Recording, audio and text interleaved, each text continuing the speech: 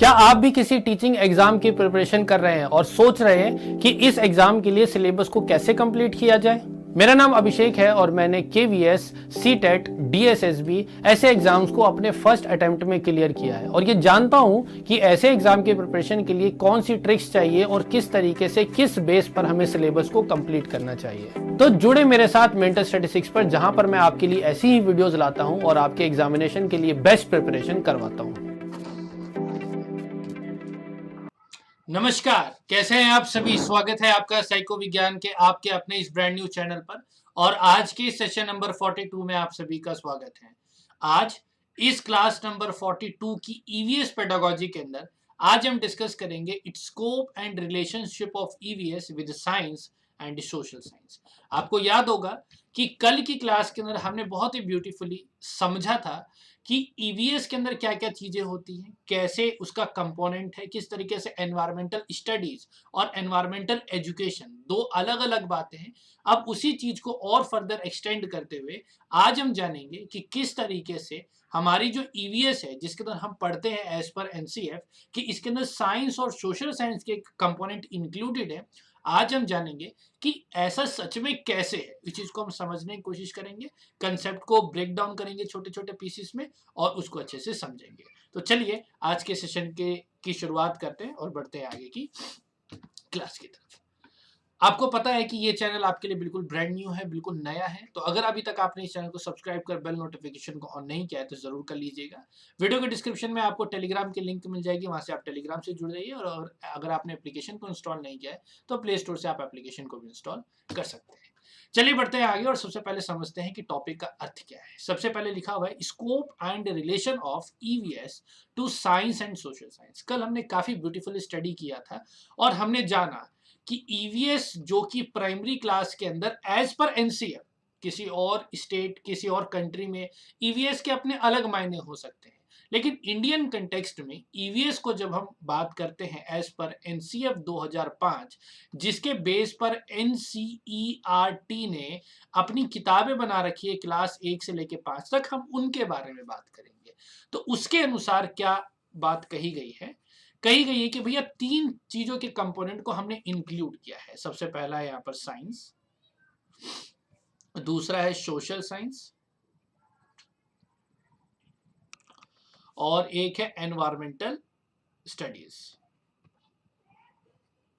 Environmental education, environmental education. ये हमने कल स्टडी किया था, इसके बारे में हमने अच्छे से समझा भी कि खासकर एनवायरमेंटल स्टडीज और एनवायरमेंटल एजुकेशन में क्या होता है। ये तो हमने पूरा डिटेल कवर कर लिया, अगर आपने उसको अभी तक नहीं देखा है तो पिछली क्लास में उसको देख लीजिएगा, क्लास नंबर 41 में।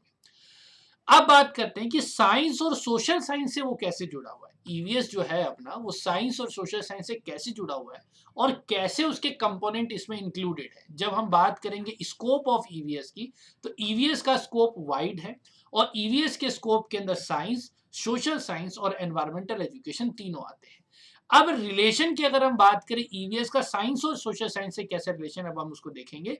यहां पर जब हम रिलेशन की बात करते हैं, जब हम यहां पर रिलेशन की बात करते हैं तो हम इसके अंदर स्टडी करते हैं रियल लाइफ एक्सपीरियंसेस की, रियल लाइफ फिनोमिना।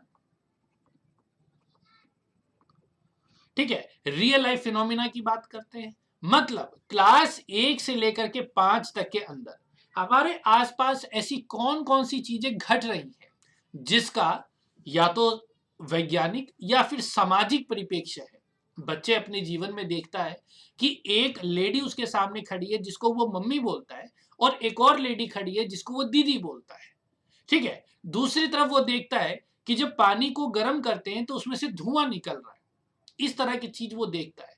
तो यहाँ पर दो घटनाएं उसके सामने घटित हो रही है। एक जहां पर वह महिला को अपने सामने देखता है जिसे वह अपनी माँ के रूप में पुकारता है, दूसरी तरफ पानी में से भाप निकल रहा है जब उसको गर्म करते हैं। तो ये दोनों ही घटनाएं अलग अलग परिप्रेक्ष्य को संबोधित करती है। पहली वाली जहां पर मैंने माँ और बहन की बात करी, वहां पर यह घटना सामाजिक परिप्रेक्ष्य का जो है दर्शन कराती है और दूसरी तरफ एक वैज्ञानिक परिप्रेक्ष्य का दर्शन कराती है। तो क्या ये दोनों चीजें जब बच्चा अपनी प्राइमरी क्लासेस अर्थात 1 से लेके 5वीं कक्षा में जब वो होता है, तो क्या वो इन बिंदुओं के साथ एक्सपोज होता है? क्या वो इन सब चीजों को अपने जीवन में जीता है? तो उसका जवाब है हाँ।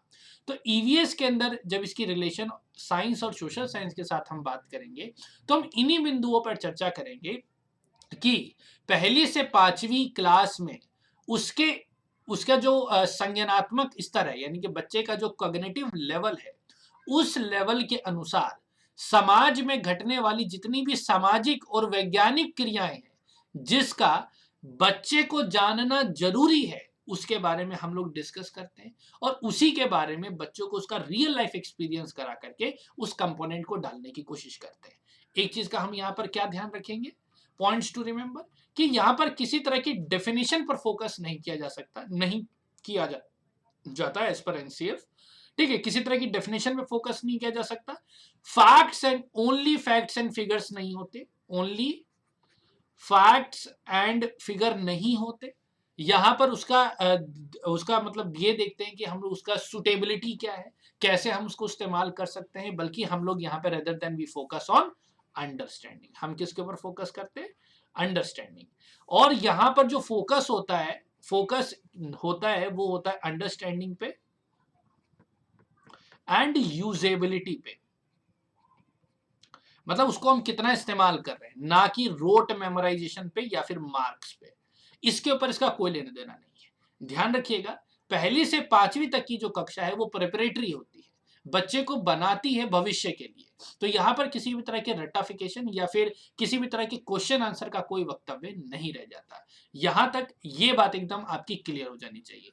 अब इस बात को हम लेके चलेंगे अपनी कक्षाओं में, और जब हम अपनी कक्षा में जाते हैं तो इस को बताने से पहले मैं आपको बताना चाहूंगा कि भाई हमारे पास प्राइमरी में 1 से लेकर के 5 तक की कक्षा होती है, जिसमें से पहली और दूसरी क्लास में तो बुक होती ही नहीं है। तो यहां पर मैथ और लैंग्वेज के आधार पर हम लोग वहां पे ईवीएस पढ़ाते हैं, तो उसी दौरान सारी चीजें कवर हो जाती है। अब रिलेशन के साथ हम लोग तीसरी से 5वीं में ज्यादा फोकस करके देखेंगे, क्योंकि यहां पर किताब है। तो अब चलिए एक एक करके देखते हैं। जिससे पहला है going to school. Going to school किस तरह के कंपोनेंट को यहाँ पर कवर करता है? तो ये सोशल स्टडीज के कंपोनेंट को ये कवर करता है, क्योंकि यहाँ पर हमारे समाज में या फिर हमारी ज्योग्राफी, यहाँ पे ज्योग्राफी थोड़ा भौगोलिक है, अलग अलग जगह किस तरह के पुल पाए जाते हैं, अलग अलग तरह की स्थितियों के बारे में यहाँ पर डिस्कस किया गया है। ईयर टू ईयर के अंदर अगर हम देखें तो थोड़ा सा जूलॉजी है, यानी कि थोड़ा सा जानवरों के बारे में है कि उनकी क्या पहचान है, किस तरीके से, तो ये साइंस का पार्ट हो गया। A day with Nandu animals का पार्ट है, एनिमल्स के बारे में इंफॉर्मेशन है, तो ये एनवायरमेंटल एजुकेशन का पार्ट है। Story of Amrita social studies का पार्ट है। Anita and honey bee social studies का पार्ट है। ओमना जर्नी फ्रॉम रीचिंग, ये तीनों के तीनों जो चैप्टर है ये सोशल स्टडीज या फिर एनवायरमेंटल एजुकेशन का पार्ट है। चेंजिंग फैमिलीज अलग है, हुतुतु, ये दोनों ये things we make and do है, ये भी वैसा ही है, ये भी वैसा ही है। और रिवर्स टेल के अंदर थोड़ा बहुत कंपोनेंट हमको मिलता है यहाँ पर सोशल स्टडीज का, एनवायरमेंटल एजुकेशन का और साइंस का। और रिवर्स टेल के अंदर हम लोग ये भी डिस्कस करते हैं कि किस तरीके से पानी को क्लीन किया जाता है, तो एलम का यूसेज यहाँ पे दिया हुआ है, तो साइंस का कंपोनेंट यहाँ पर इंक्लूडेड है। ठीक है, अब बिजी मंथ ये पक्षियों को लेकर के, तो एनवायरमेंटल एजुकेशन है। Too much water too little water, यहाँ पे थोड़ा बहुत हमको साइंस का कंपोनेंट दिखाई देगा। ठीक है, थोड़ा आगे चलते हैं। Food and fun, the world in my home, Pochampally, ये एक शॉल है, तो यहाँ पे ये सोशल स्टडीज या फिर एनवायरमेंटल एजुकेशन का कंपोनेंट है। स्पाइसी रिडल्स, चस्किट gate goes to school education, तो ये एनवायरमेंटल एजुकेशन या फिर सोशल स्टडीज का एक पार्ट है। तो यहाँ पर इस तरीके से यहाँ पर चैप्टर दिए गए हुए। कुछ चैप्टर का डिस्कशन मैं क्लास 5 के साथ आपके लिए करना चाहूंगा, वहां से कुछ चीजें क्लियर होंगी। जैसे पहला चैप्टर जो यहाँ पर आता है वो आता है सुपर सेंसेस। क्या आता है? Super senses. तो सुपर सेंसेस जो है वो साइंस का पार्ट है, सुपर सेंसेस साइंस का पार्ट है। सेकंड चैप्टर अपना आता है जिसके अंदर आता है अ स्नेक चार्मर स्टोरी। क्या आता है? अ स्नेक चार्मर स्टोरी। तो जो एक स्नेक चार्मर स्टोरी जो है वो एनवायरमेंटल एजुकेशन का पार्ट है। फिर उसके बाद आता है from tasting to digesting, tasting to digesting, from tasting to digesting है, ये साइंस का पार्ट आता है। फिर उसके बाद एक आता है mangoes round the year, mangoes round the year. तो ये भैया सोशल स्टडीज का पार्ट आता है। तो इस तरीके से ये 4 चैप्टर मैंने कवर किए। उसके बाद 5वां चैप्टर सीड्स एंड सीड्स है, वो एग्जैक्टली ये अलग है। फिर उसके बाद अगला चैप्टर आता है एक्सपेरिमेंट विद वाटर। क्या आता है? Experiment with water. और एक्सपेरिमेंट विद जो वाटर है ये साइंस का कंपोनेंट है, विज्ञान का पार्ट है। तो यहां से आप समझेंगे कि अलग अलग चैप्टर के बारे में जब मैंने आपके साथ डिस्कस किया तो इससे आपको कवर समझ में आ गया होगा कि टॉपिक है ना जो बात किया जा रहा है कि किस तरीके से रिलेशन है ईवीएस का साइंस और सोशल साइंस से, ये बहुत अच्छे से आप समझ गए होंगे कि किस तरीके से ईवीएस जो है साइंस और सोशल साइंस से रिलेटेड है। हमारे ईवीएस की जो किताबों में जो चैप्टर्स दिए गए हैं वो किस प्रकार अलग अलग एरिया को कवर करते हैं, जो कि साइंस के हो सकते हैं, सोशल साइंस के हो सकते हैं, या फिर अपने एनवायरमेंटल एजुकेशन के हो सकते हैं। तो इस बिंदु को बस आपको अपने ध्यान में रखना है और इससे संबंधित जितने भी प्रश्न होंगे आप तुरंत कवर कर पाएंगे। तो यही था आज का टॉपिक, इसमें कोई खास बड़ी बात नहीं थी। इसके ऊपर संबंधित एप्लीकेशन बेस्ड क्वेश्चन आपके पास जरूर आ सकते हैं जिसे आप बड़े ही आसानी से सॉल्व कर सकते हैं। रिकैपिचुलेशन में बस मैं इतना ही बताना चाहूंगा that today we have discussed the component of EVS. हमने उसका स्कोप देखा कि ईवीएस का स्कोप क्या है। फिर हमने रिलेशन पढ़ा ईवीएस का किसके साथ? साइंस एंड सोशल साइंस के साथ, राइट। तो ये सारे कंपोनेंट्स हमने कवर किए। I hope all these points are clear to you all. थोड़ा बहुत आप भी किताब के चैप्टर्स को देख करके उसको आपने पढ़ना तो स्टार्ट कर ही दिया होगा, तो उस हिसाब से आप इसको कवर कीजिए। So that's all for today guys. If you are new to this channel make sure कि आपने चैनल को सब्सक्राइब कर बेल नोटिफिकेशन को ऑन कर दिया है, क्योंकि यहाँ पर मैं आपकी प्रिपरेशन करा रहा हूँ बिल्कुल डेडिकेशन के साथ और बिल्कुल सटीक ज्ञान के साथ। तो अगर आपको ये वीडियो मिल गई है तो आपके दोस्तों को भी ये वीडियो जरूर मिले, इसलिए जरूरी है कि आप इसको अपने ज्यादा से ज्यादा दोस्तों तक जरूर शेयर कीजिएगा। So that's all for today guys, will see you next class. Till then bye bye, नमस्कार, जय हिंद, जय भारत। क्या आप भी किसी टीचिंग एग्जाम की प्रिपरेशन कर रहे हैं और सोच रहे हैं कि इस एग्जाम के लिए सिलेबस को कैसे कंप्लीट किया जाए? मेरा नाम अभिषेक है और मैंने KVS, CTET, DSSB ऐसे एग्जाम्स को अपने फर्स्ट अटेम्प्ट में क्लियर किया है और ये जानता हूं कि ऐसे एग्जाम के प्रिपरेशन के लिए कौन सी ट्रिक्स चाहिए और किस तरीके से किस बेस पर हमें सिलेबस को कंप्लीट करना चाहिए। तो जुड़े मेरे साथ मेंटर स्टैटिस्टिक्स पर, जहां पर मैं आपके लिए ऐसी ही वीडियोस लाता हूं और आपके एग्जामिनेशन के लिए बेस्ट प्रिपरेशन करवाता हूं।